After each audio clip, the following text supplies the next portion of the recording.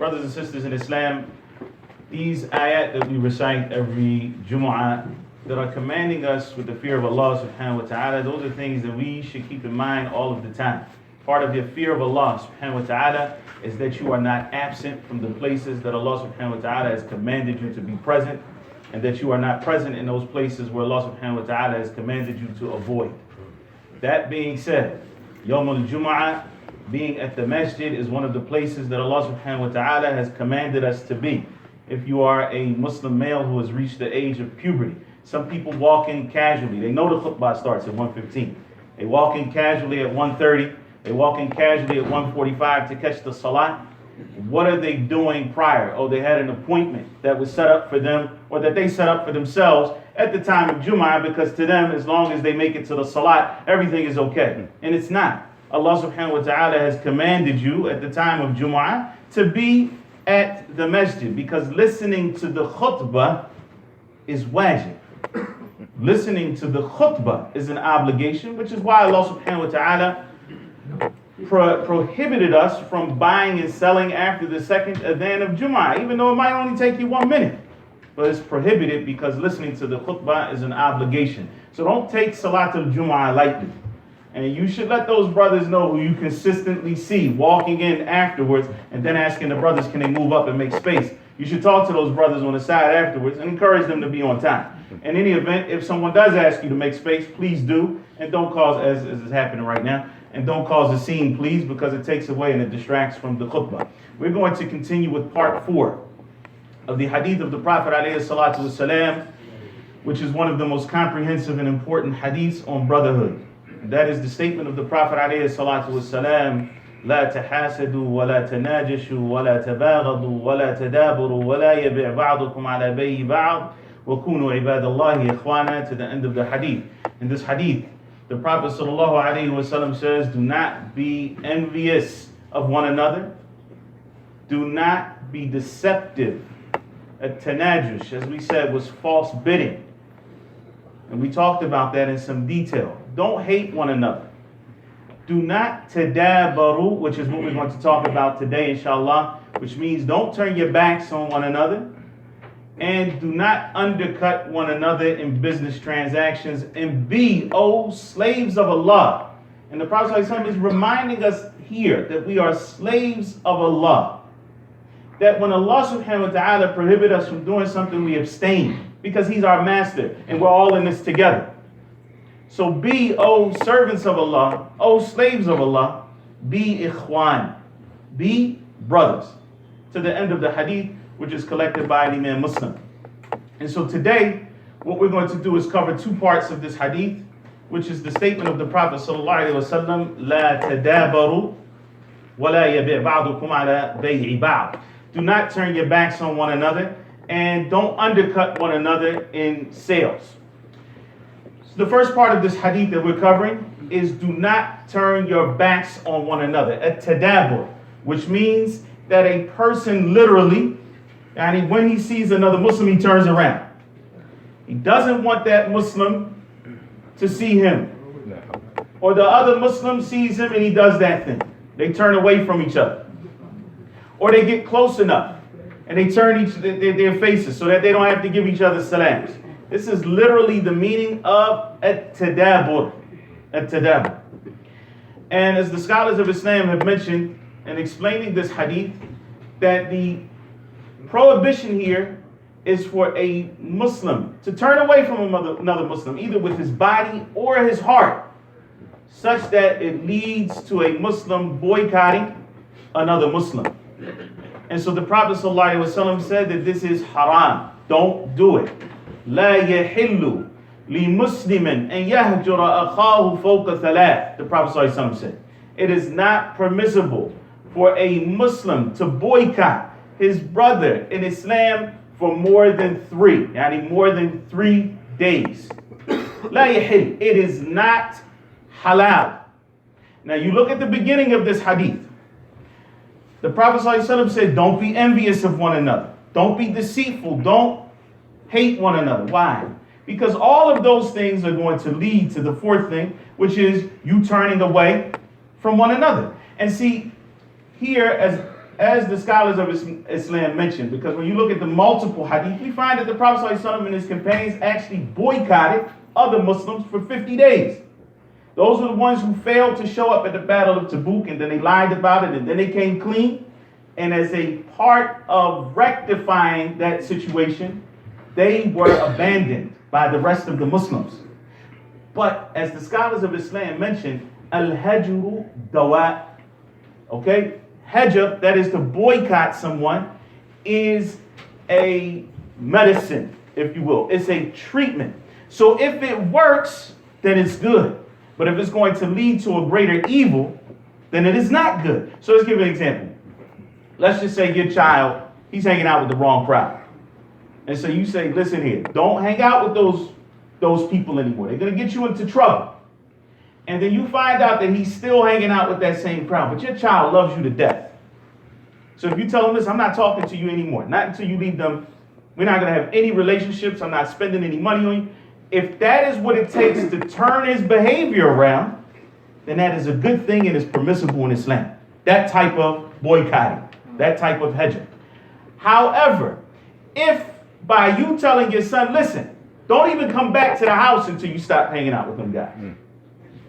And then he just goes. That's it. That's the end of the relationship. They become his friends. They become the ones that he is loyal to, and it leads him down a path that is of greater destruction. Then that is not permitted in Islam. Again, this is a medicine. Some medicines that you take, if you don't need them, they're not good for you. They're going to harm you. They'll destroy your kidneys. They'll do all types of things.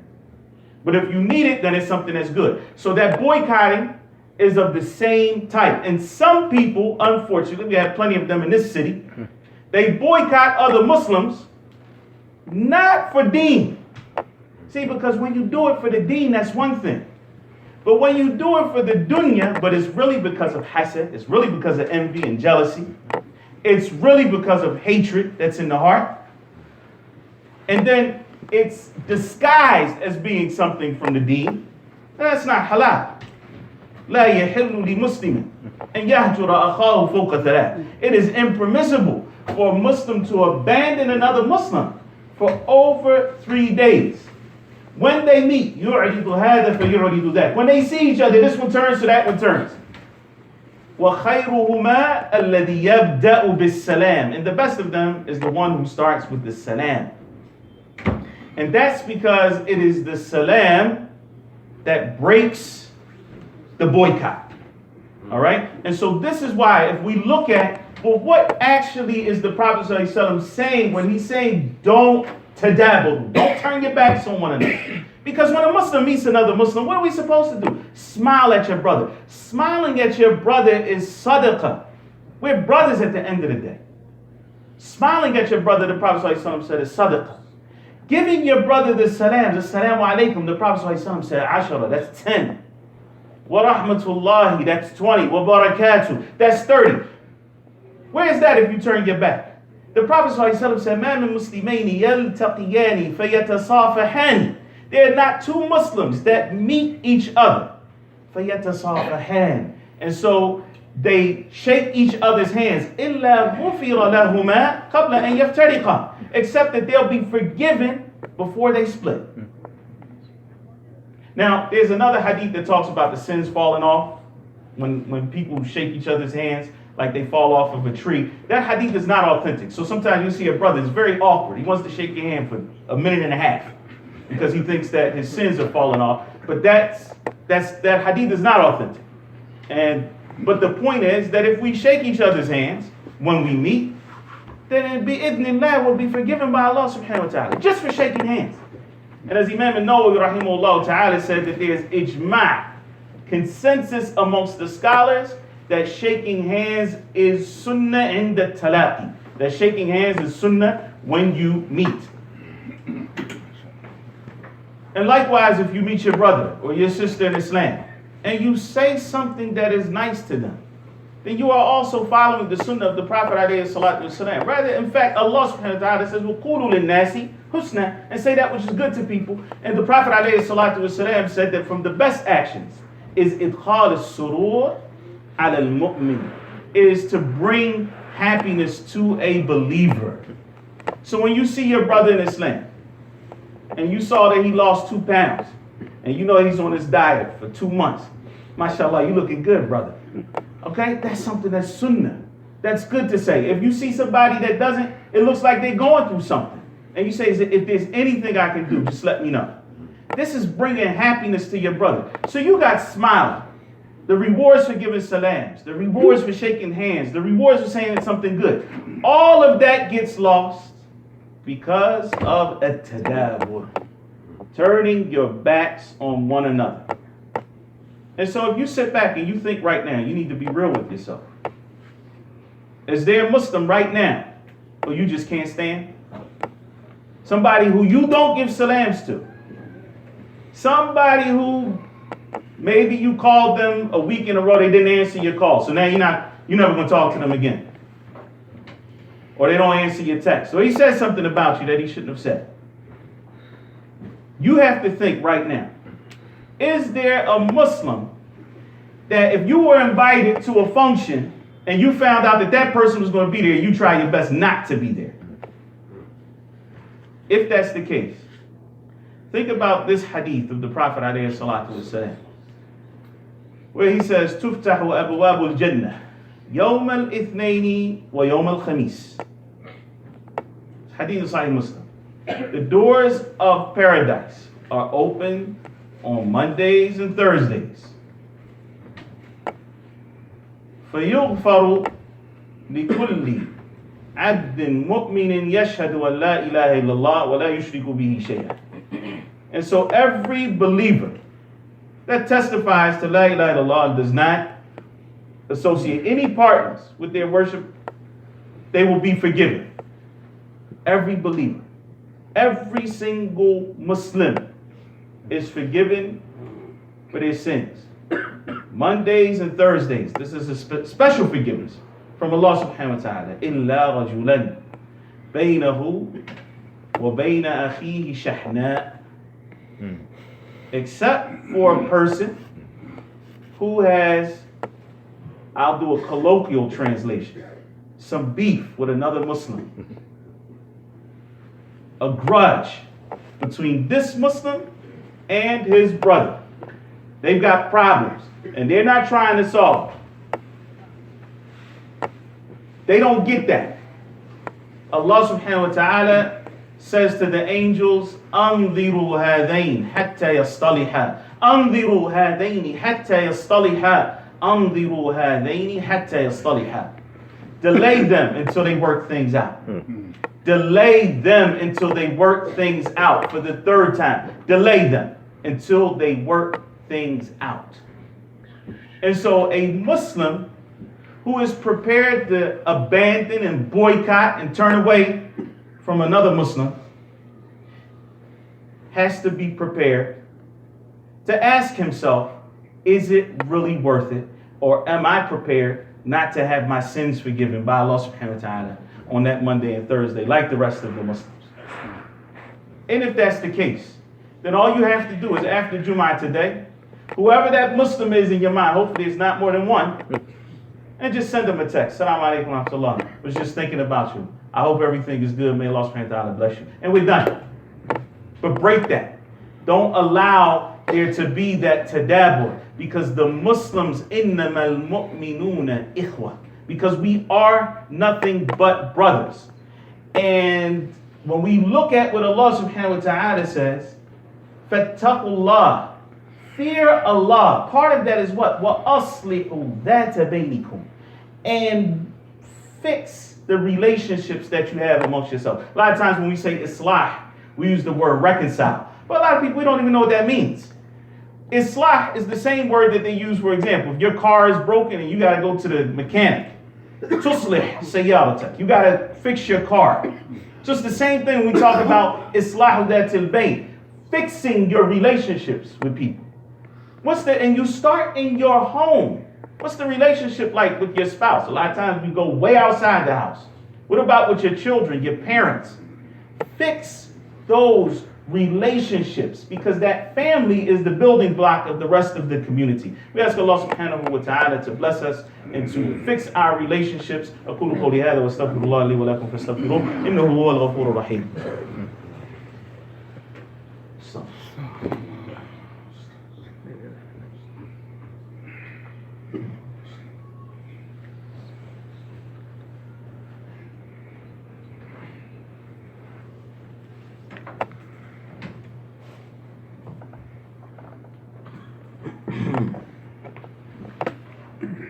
الحمد لله رب العالمين واشهد ان لا اله الا الله ولي الصالحين اشهد ان محمدا عبده ورسوله بعثه الله رحمة للعالمين اللهم صل وسلم وبارك وانعم على نبينا محمد وعلى اله وصحبه اجمعين. اما بعد. In the next part of this hadith, the Prophet ﷺ says, وَلَا يَبِعْ بَعْضُكُمْ عَلَى بَيِّ بَعْضٍ. None of you should undercut another in business transaction. What that means is, and let's not get focused on the words themselves, or let's not get caught up in the words themselves, because there's a broader principle here that we need to talk about. In this hadith, the Prophet ﷺ is saying, for example, if someone sells a car to another person for $10,000, another Muslim should not come and say, how much you get that for? He says, I bought it for $10,000. He said, oh man, I can give you one that's even cleaner and better than that for $9,000. That is called al-bay' ala al-bay'. In other words, you're undercutting in sales, and that is haram. It is not permissible for you to do. And it's the same thing. See, just think about whatever business it is that you may do, and don't get caught up in the example. It's the same thing if you go to do work at somebody's house. You say, what was the other guy going to charge you? Muslim, your brother from the masjid. What was he going to charge you? Oh, he was going to charge me $600. I can do the same thing for $450. That is haram. Now, it does not mean that for you as the consumer, it's haram for you to bargain hunt. That's what you're supposed to do. But what it does mean is after the deal is done, the Muslim can't go now and do at the very least. What's going to happen is you're going to cause your brother to have regret. And that's haram. Just like the Prophet ﷺ said that from the best of deeds is to bring happiness to your brother. When he paid $600 and he could have paid $450, how do you think he feels? He feels like a fool, and you're the one that made him feel that way. And you can't do that. That's not halal. Or it's going to cause problems between you and the other Muslim who is the seller of whatever product it is. And so it's going to cause enmity between the two of you. What it could also lead to is that the consumer will make up some excuse. Oh no, you sold me a defective product. The product is fine. Makes a defect so that he can give it back to the original person that he purchased from and then buy it from another person, which causes all types of problems. And so this hadith is generally used for a broader principle in Islam, which is that anything that causes enmity between the believers is haram. Anything that causes enmity between the believers is haram. And that is why the Prophet ﷺ, immediately after mentioning these 5 things, don't be envious, don't do false bidding or be deceptive, don't hate one another, don't turn your backs on one another, don't undercut one another. The Prophet ﷺ mentioned 5 things, and then he said, وَكُونُوا عِبَادَ اللَّهِ إِخْوَانًا. Be, O servants of Allah, because that's what you are. Be brothers. Avoid those 5 things. Do the opposite. Don't be envious of one another. Want for your brother what you want for yourself. Don't be deceptive. Be honest. And a Muslim should be known for that. Even the Prophet ﷺ here, by mentioning 2 things related to sales, is interesting. Because one of the first things that we do after ritual acts of worship is buy and sell. And so the Prophet ﷺ is teaching us as Muslims that we have to be ethical in our business dealings. Muslims should never be known to be a cheater. The Prophet ﷺ saw that man who put some wet dates under the good dates. And when the Prophet ﷺ reached his hand in the buy and he said, why didn't you put the wet dates on the top? Why? Because the man was trying to be deceptive. He was showing his product as one thing when it was really something else. And so the Prophet ﷺ told him, "Man ghashana falaysa minna." Whoever cheats us is not amongst us. He's not from us. And so here the Prophet ﷺ is laying out these qualities that are necessary to ensure that we are real brothers. That the brotherhood that we share as Muslims is stronger, in fact, than the brotherhood that is simply because you came out of the same womb or because you share the same father. This is the brotherhood of Islam. And it's so strong that the Prophet ﷺ said that Shaitan has despaired and ya'budahu al-muslimuna fi jaziratil Arab, that the Muslims of the Arabian Peninsula would worship him. وَلَكِنْ فِي التَّحْرِيشِ بَيْنَكُمْ. But so what? So he's just going to cause problems between you all. Not that there's going to be major shirk or something like that, but just to cause problems between the believers, because that's the next thing that destroys the ummah. That is the next thing that destroys the ummah. And so we have to do better as Muslims to recognize the rights that other Muslims have over us and to fulfill those rights and stay away from all of those prohibitions that the Prophet ﷺ mentioned, so that we can be, as Allah subhanahu wa ta'ala says, brothers. So that we can really be brothers and sisters in Islam.